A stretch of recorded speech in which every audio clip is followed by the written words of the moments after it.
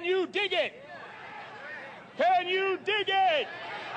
Can you dig it? What's up, all you funky fish tank people out there? My name is Jay, the Angel Freak. Angel Freak, the freak part of it doesn't mean anything sinister. I'm just very enthusiastic about Angelfish. I'm going to talk to you today about my California veiled angelfish, California green angelfish. But first, let me tell you a little bit about myself. I used to do aquariums way back when. Took a break from it. Started up about 3 years ago again, and realized I'm a newbie again. So there's so much more stuff that has popped up since the last I did aquariums that I felt like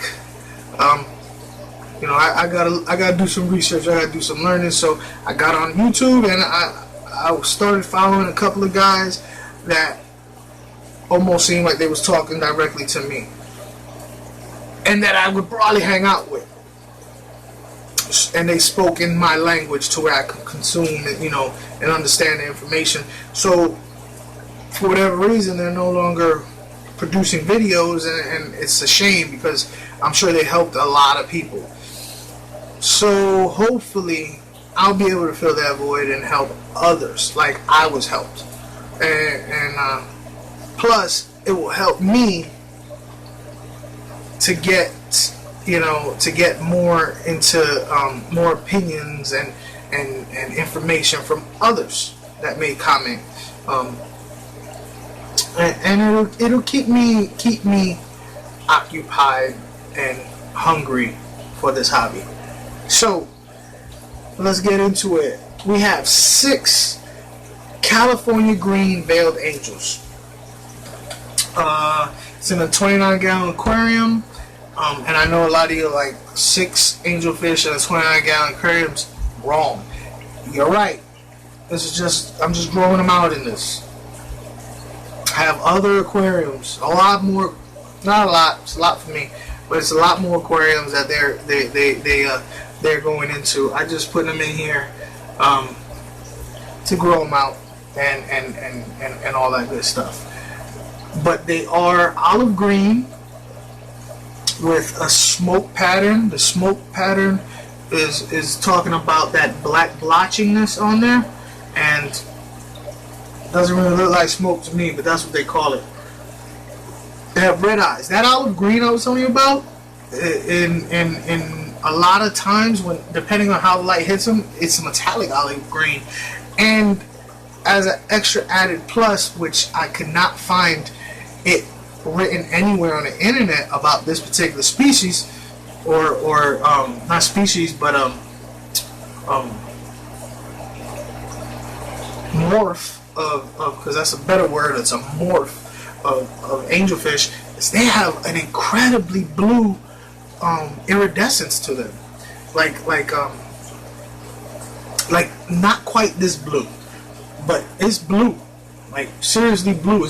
So basically, they're blue, green, black with red eyes, and they have, like I said, they're veiled, so it means their fins are longer than standard angelfish, and their tails are cobbed, which basically standard angelfish fins are very smooth and formly. These guys are very jagged and shredded.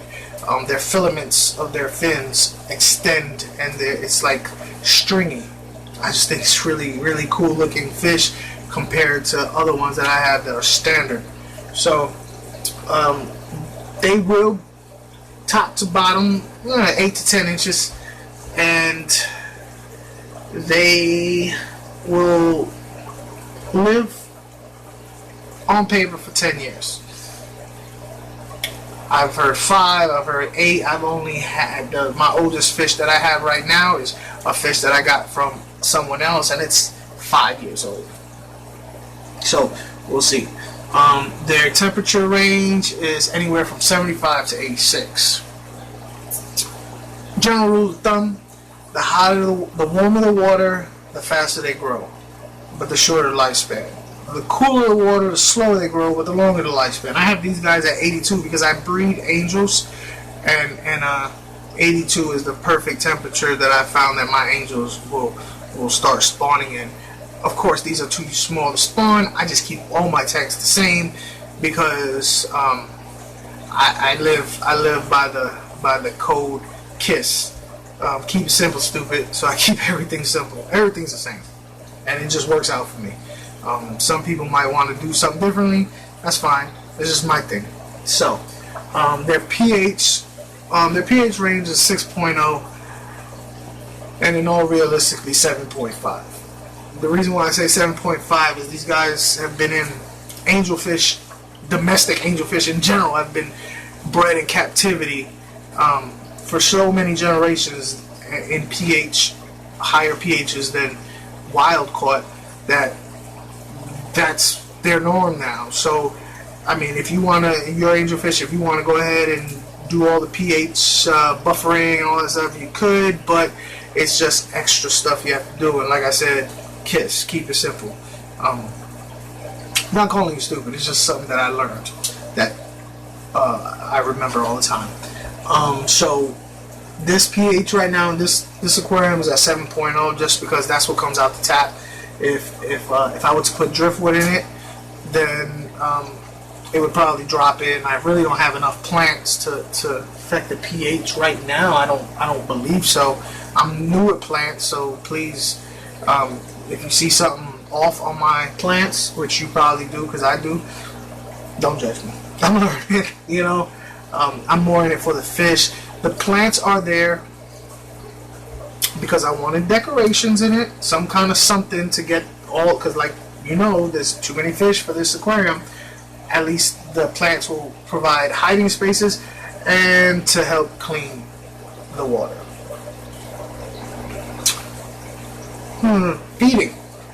Feeding. I feed them a mixture of flake and frozen. The flake that I use is this Cobalt brand flake.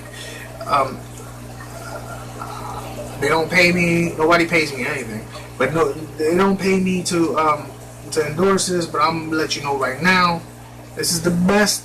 I've tried them all that you can get at your pet stores, whether it be your big box stores or whatever. This one is the best for my angels.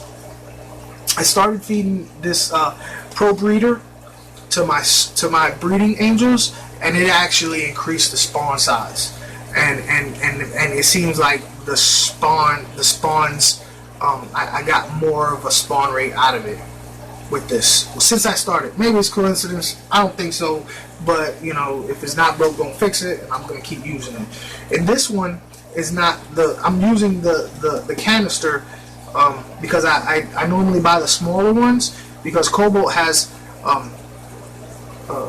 brine shrimp flakes, worm flakes, which is basically a whole bunch of different types of worm, and color enhancement.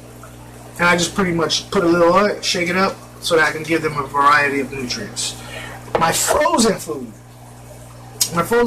is brine shrimp and or bloodworms. Which what I do is I go ahead and put some frozen brine shrimp or bloodworms in a cup of tank water so that it can thaw.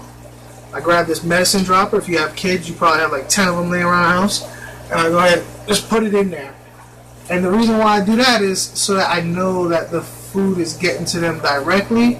I could stop when I feel like there's too much in there and it's getting away from them, so that the extra food doesn't go down into my gravel, or not as much can go down my gravel and dirty up my tank. Let me let you know something about angelfish behavior. As far as feeding goes, they will lie to you. They will tell you that the fish will come up to the tank and tell you that they're hungry. Every 10 minutes. They're not hungry. They just keep eating and eating and eating and eating because that's just what they do. They will act like they like you. They'll come up to the tank when you put your hand there and you think, oh, they love me. No, they just want you to feed them. So, go easy on the feeding because extra food just dirties up your tank. Temperament.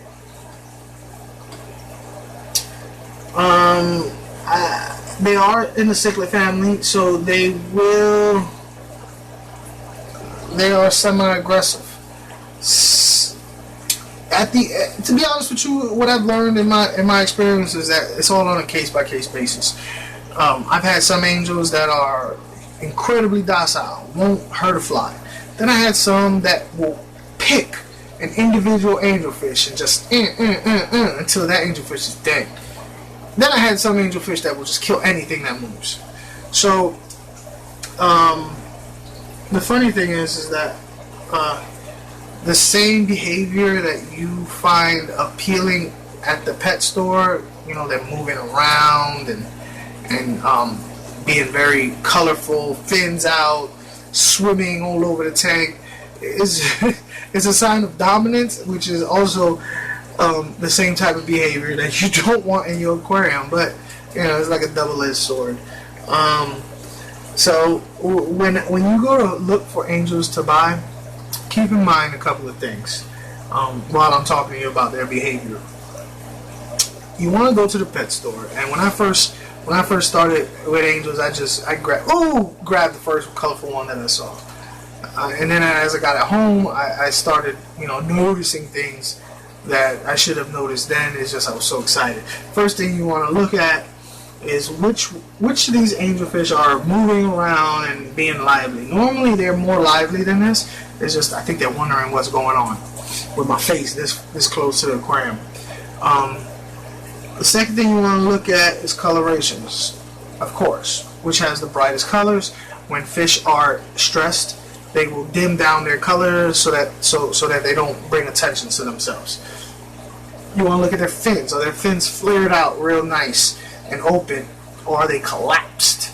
You want the fins that are all flared out and open. You wanna go ahead and see if the guy will, the person at the pet store will feed them a couple of flakes to see who rushes for it. You wanna look at their body. Do they have any cuts or sores or anything like that?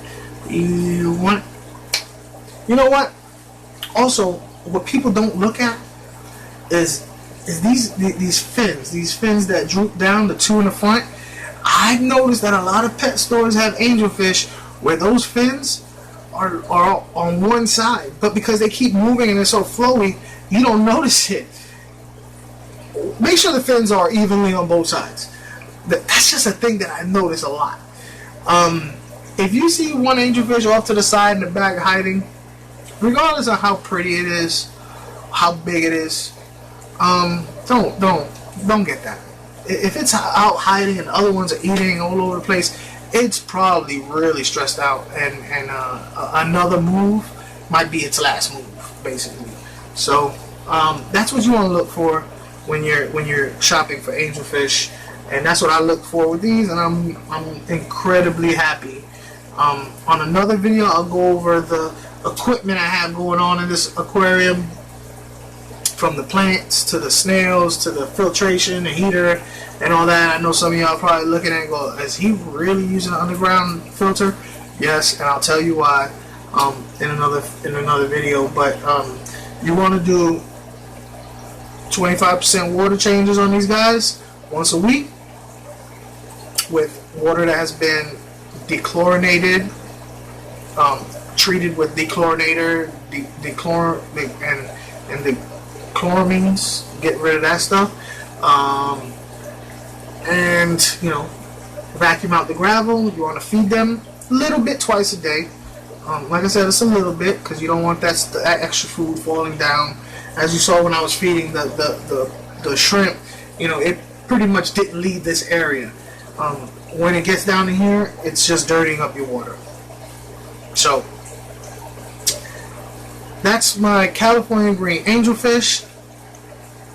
I'm going to do more videos in the future. If you like what you see, then hit the subscribe notification button. Give me a thumbs up. If you don't, let me know why.